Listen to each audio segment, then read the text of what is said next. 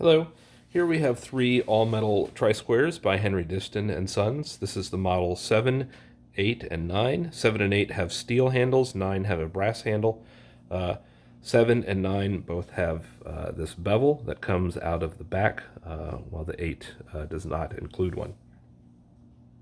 Now, the steel ones were offered for quite a long time. They first show up in the 1876 catalog and run all the way through to the 1918, so a good run of almost 50 years at least.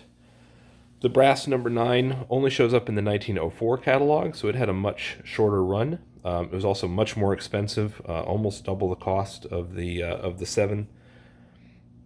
And so consequently, it is much more scarce than the other two. It's actually a little hard to find. These two, while not common, can be found if you're looking for them. Now, because they had such a long run, there are a few differences that you can find in them.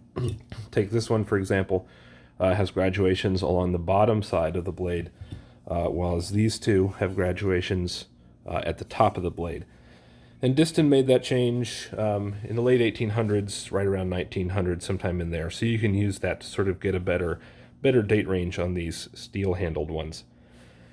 Now, originally, this design originated in 1855. It was patented by Halsted and Ackerman, and they produced for a while a brass-handled square almost identical to this one. The big difference between theirs and the Disston, though, is Disston added this bump out in the oval hole in the handle, and this allows you to push out the bevel blade to be just enough to be able to grab it at the bottom. So, nice addition that they carried over even onto the one without the bevel. Now, I have not seen any that are marked, so, but if they were, they would probably be on the blade.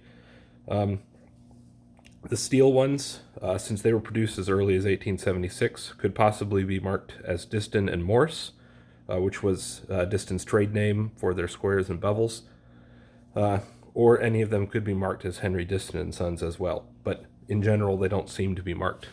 So, hope you enjoyed this. I find these squares fairly interesting and not that common, so thanks for watching.